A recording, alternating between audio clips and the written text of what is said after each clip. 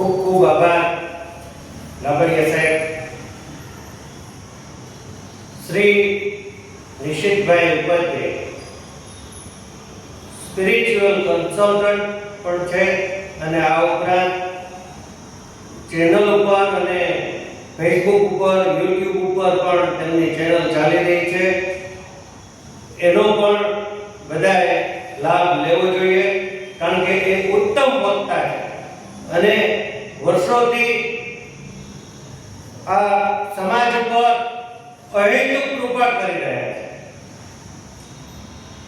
એ ઉપરાંત શ્રી લાબડિયા સાહેબ પણ અનેકવિધ સામાજિક કાર્યો કરી રહ્યા છે અને વકીલ હોવા ઉપરાંત અનેકવિધ સંસ્થાઓ સાથે જોડાયેલા છે અને રાજકોટના સામાજિક વિકાસમાં એમનું અનન્ય યોગદાન છે. શ્રી પુરુષોત્તમ માસ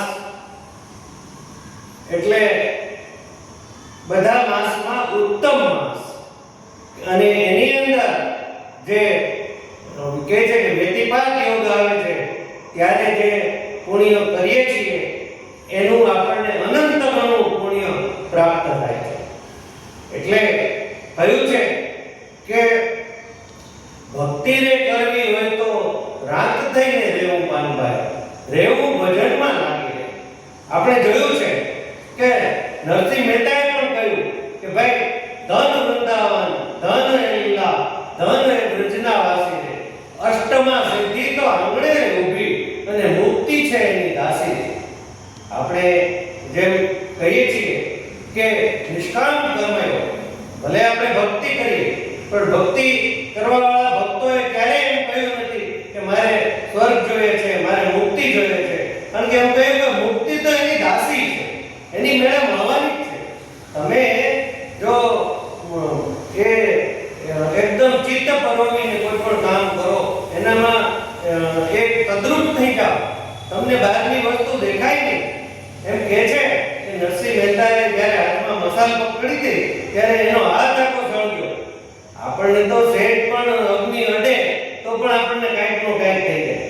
એટલે જેમ પરીક્ષામાં માણસ પરિણામની ચિંતા કર્યા વિના મહેનત કરે અને એનું તમામ જે ચિત્ત એમાં પરોવી દે, એક ચિત્ત થઈ જાય, ત્યારે એ પ્રભુ અને જીવ વચ્ચે એકાત્મ ભાવ સર્જાય છે. નરસિંહ મહેતાએ ભગવાનને કીધું કે બે માના બે બાપના નકટા નિર્લજ બાપ, ઘી માખણના ચોળતા ને કંસ તણાએ બાપ.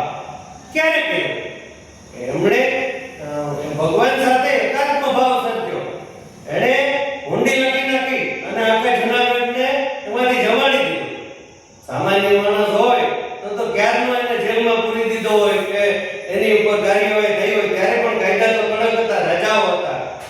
તો એ કરવાનું કારણ શું કે એને ઈશ્વરમાં અનન્ય વિશ્વાસ કે મારા બધા કામ ઈશ્વર કરવાનું છે.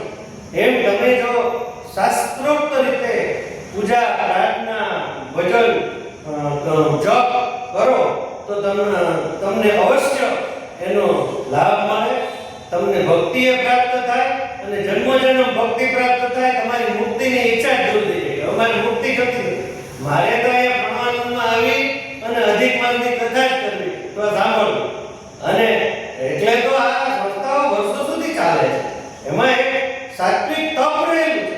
રણવાનંદજી મહારાજની એવી કોઈ ઈચ્છા હશે તો આ સંસ્થા 1976 થી ચાલી રહી છે અને એની અંદર વિદ્વાન વક્તાઓ આવે છે, વિદ્વાન શ્રોતાઓ આવે છે. અમારે બાબુભાઈ જોશભાઈ પટેલ કે જેઓ મુખ્યમંત્રી હતા ત્યારે પણ આવતા હતા અને એ પછી પણ જ્યારે પણ અહીંયા ગાડી આવીને ઊભી રહે ત્યારે દિવાલ નથી અને એ સીધા આવીને અહીંયા બેસી જાય ત્યારે ભારતીય બેઠક વ્યવસ્થા હતી. અને જે કોઈ ટોપિક ચાલતો હોય એની પર પછી આપણે એને કહીએ કે ભાઈ તમે બે શબ્દ બોલો એટલે એનો વક્તવ્ય આપતા. શ્રીમદ નારાયણ